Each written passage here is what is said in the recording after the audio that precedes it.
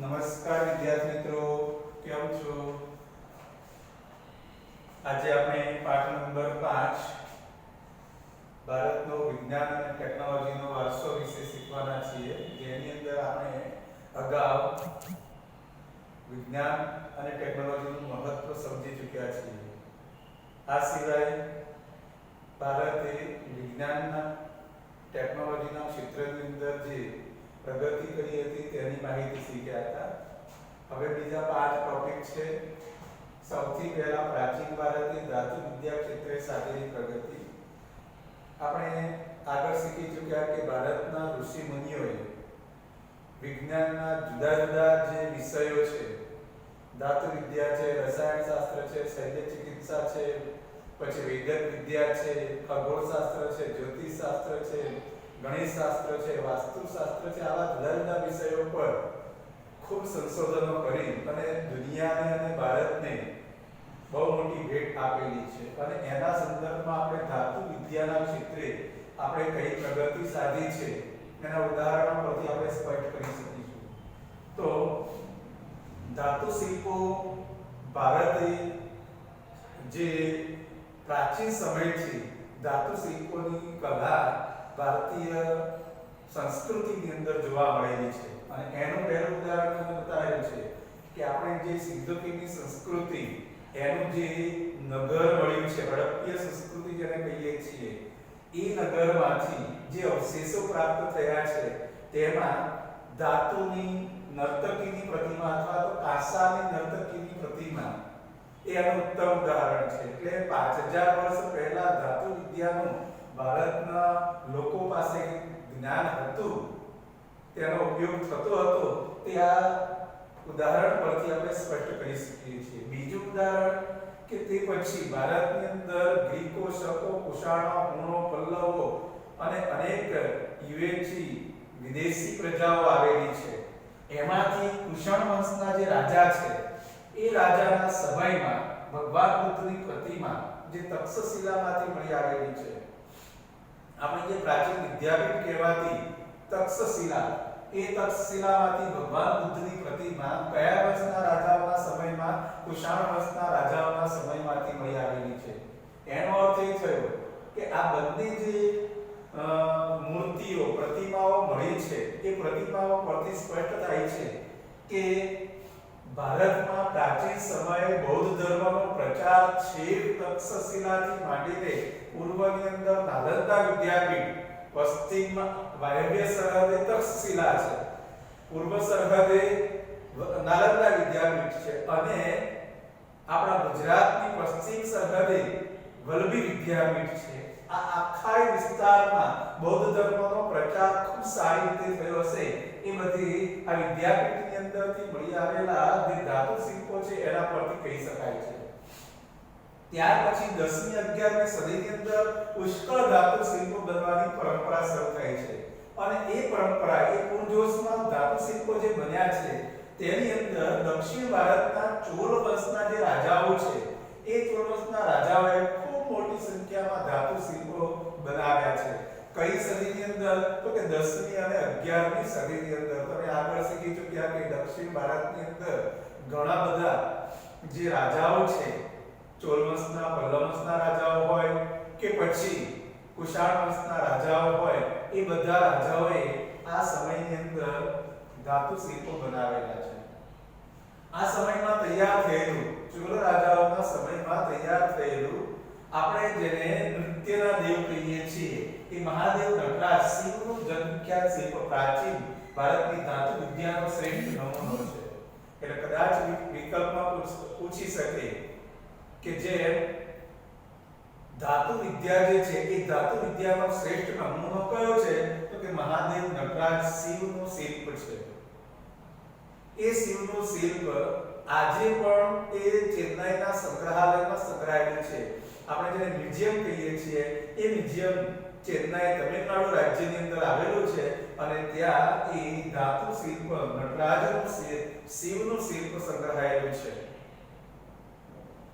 આ નાદક નૃત્ય કલાનો ઉત્તમ ઉદાહરણ કહી શકાય છે. એનો મતલબ કે આગળ નૃત્ય કલામાં શીખી ચૂક્યા કે સ્વર્ગમાંથી પૃથ્વીવાસીઓને નૃત્ય શીખવવા માટે ભગવાન શિવ નટરાજ એ નૃત્યને પૃથ્વી પર લાવ્યા હતા અને એટલા માટે એ નાદક નૃત્ય કલાનો ઉત્તમ નમૂનો છે.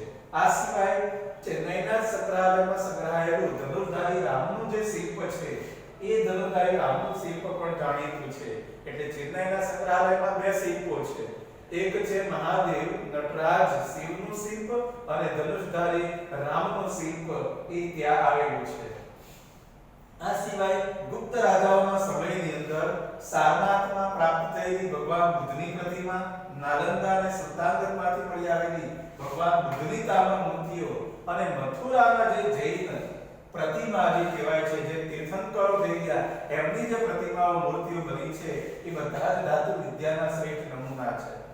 આ જે ત્રણ ઉદાહરણ છે, સારનાથની બુદ્ધની મૂર્તિ, નાલંદા અને સુલ્તાનગઢમાંથી મળી આવેલી ભગવાન બુદ્ધની મૂર્તિ, એ પણ અહીંયા આવેલી છે કે એ તમારે બંનેમાં ઉદાહરણ રસાયણ વિદ્યામાં પણ છે અને ધાતુ વિદ્યામાં પણ છે. આ સિવાય ધાતુમાંથી બનાવેલા કલાત્મક દેવી દેવીઓ, પશુ પક્ષીઓ, હિંચકાની સાંકળો, સોપારી કાપવાની વિવિધ સુરીઓ, કલાત્મક દીવીઓ, આ બધા ધાતુ શિલ્પોના શ્રેષ્ઠ ઉદાહરણ કહી શકાય છે. તો પ્રાચીન ભારતે ધાતુ વિદ્યા ક્ષેત્રે સાધેલી પ્રગતિ સમજાવો. આ એક પ્રશ્ન તમારે પૂછી શકે છે.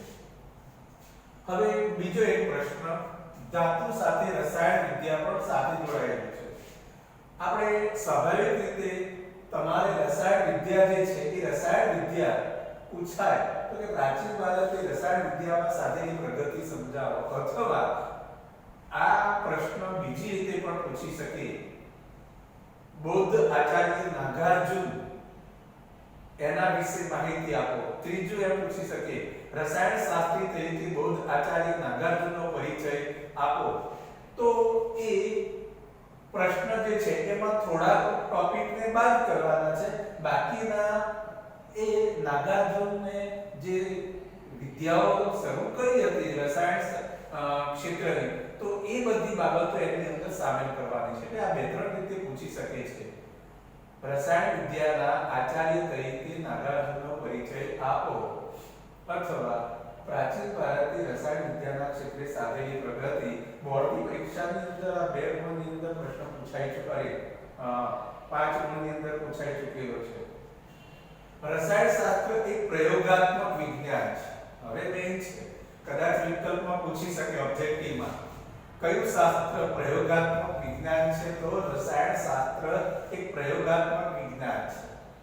આ વિદ્યા રસાયણ વિદ્યામાં કઈ કઈ બાબતોનો સમાવેશ થાય તો કે તેમાં ખનિજો હોય, છોડ હોય, કૃષિ માટેના જે બીજ કહીએ છીએ એ બીજ હોય, વિવિધ ધાતુઓનું નિર્માણ અને એનું પરિવર્તન કરવું એ બાબતો હોય, અને આપણે જે આરોગ્ય સ્વાસ્થ્યને લગતી જે ઔષધિઓ છે એ ઔષધિઓનો સમાવેશ કે નિર્માણમાં આ રસાયણ વિદ્યા જે છે એ રસાયણ વિદ્યા ઉપયોગી બને છે.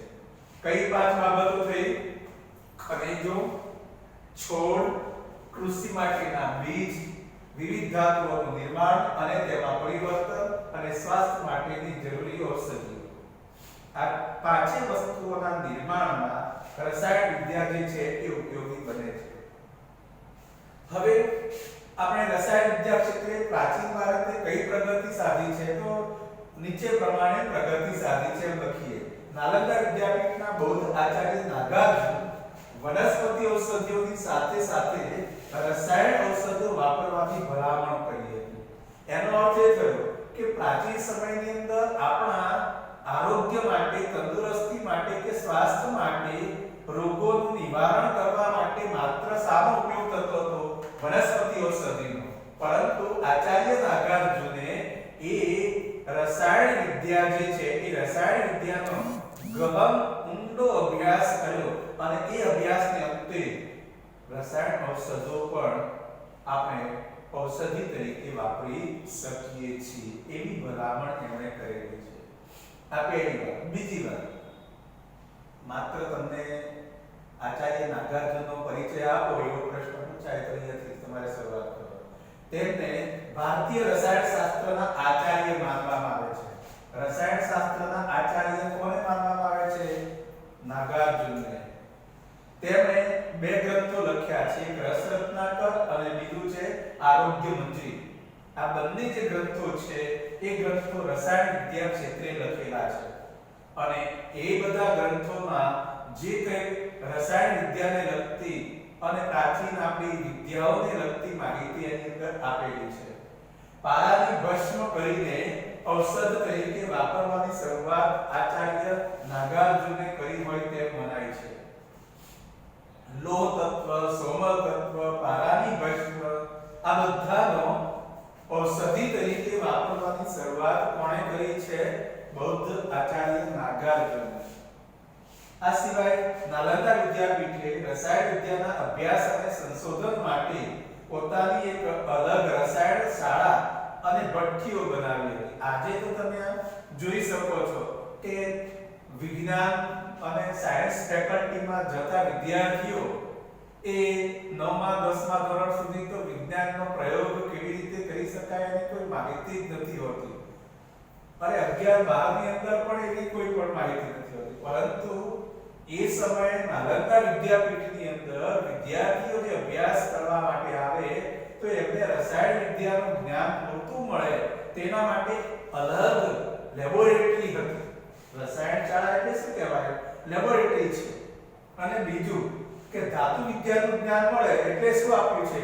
ભઠ્ઠીઓ છે કે વિવિધ પ્રકારની જે ભઠ્ઠીઓમાં ધાતુનું પરિવર્તન કરાતું, ધાતુનું નિર્માણ કરાતું, આ બંને બાબતો એ નાલંદા વિદ્યાપીઠની આગવી ઓળખ કહી શકાય છે.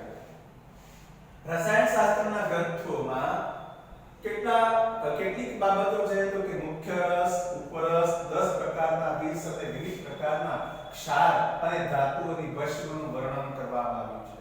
એનો અર્થ એ થયો કે એમણે જે આ બે ગ્રંથો લખ્યા છે એની અંદર મુખ્ય રસો, ઉપરસ, 10 પ્રકારના વિષ અને વિવિધ પ્રકારના ક્ષાર અને ધાતુઓની ભસ્મ આ બધું વિજ્ઞાનની અંદર તમારે આવે છે અને એ બધી જ બાબતોનું વર્ણન એ ગ્રંથની અંદર રસાયણશાસ્ત્રમાં કરવામાં આવ્યું છે. આપણને ભારતે રસાયણ વિદ્યા ક્ષેત્રે પ્રગતિ સાધી છે એવું કઈ બાબત પર કરી શકીએ તો કે બિહારના ભાગલપુર જિલ્લાના સુલતાનગંજમાંથી મળી આવેલી ભગવાન બુદ્ધની કેટલા ફૂટ ઊંચી? 7.5 ફૂટ ઊંચી અને 1 ટન વજન ધરાવે છે એ ભગવાન બુદ્ધની તામ્ર મૂર્તિ. બીજું નાલંદામાંથી પ્રાપ્ત થયેલી 18 ફૂટ ઊંચી તાંબાની બુદ્ધ પ્રતિમા પ્રાચીન ભારતમાં રસાયણ વિદ્યા ક્ષેત્રે સાધેલી પ્રગતિ એના શ્રેષ્ઠ નમૂના છે. એ બે ઉદાહરણ અહીં આપ્યા છે. બિહારના ભાગલપુર જિલ્લાના સુલતાનગંજમાંથી મળી આવેલી 7.5 ફૂટ ઊંચી અને 1 ટન વજન ધરાવતી બુદ્ધની તામ્ર મૂર્તિ, નાલંદામાંથી મળી આવેલી 18 ફૂટ ઊંચી તાંબાની બુદ્ધ પ્રતિમા. એ સિવાય ત્રીજું ઉદાહરણ રસાયણ વિદ્યાનું એ શ્રેષ્ઠ કહી શકાય છે કે ભારતમાં ગુપ્ત રાજાઓનો જે સમય હતો અને એ ગુપ્ત રાજાઓના સમયમાં ચંદ્રગુપ્ત બીજા એટલે કે જેને આપણે વિક્રમાદિત્ય વિક્રમ સંવત કહીએ છીએ તો એ વિક્રમ સંવત ચાલે છે તે સમયનો જે રાજા કહેવાય છે એમણે વિક્રમાદિત્ય દિલ્હીના જે મહરોલી છે એ દિલ્હીના મહરોલીની અંદર આવો એક વિજય સ્તંભ જે તમારી પુસ્તકમાં ચિત્ર આપેલું છે એ વિજય સ્તંભ આજે પણ જાણીતો છે. આ પુસ્તકની અંદર ચિત્ર આપેલું છે એ તમે જોઈ શકો છો અને એ વિજય સ્તંભ ક્યાં આવ્યો છે? દિલ્હીના મહરોલીમાં છે અને તે એ વર્ષોથી આપણે કહીએ વિક્રમ સંવત આજે 2076 થઈ ગઈ તો આ જે સમય થયો એટલે 2076 વર્ષ થઈ ગયા એક વિચાર છતાં પણ એને શું નથી લાગ્યો? કાટ લાગ્યો નથી.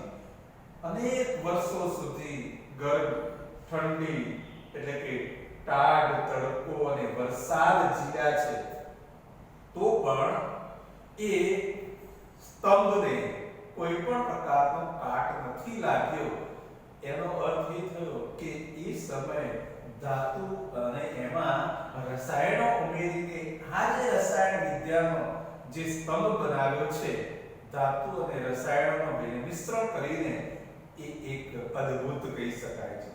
આજે એક નાનકડો લોખંડનો સળિયો લાવીએ તો લાવતાની સાથે ભેજ સાથે સંક્રમણ થાય એટલે સ્વાભાવિક રીતે એ અઠવાડિયા 10 દિવસ કે મહિના 2 મહિનામાં તો એને કાટ લાગી જાય છે. પણ આ વિદેશ તમને કાટ લાગ્યો નથી.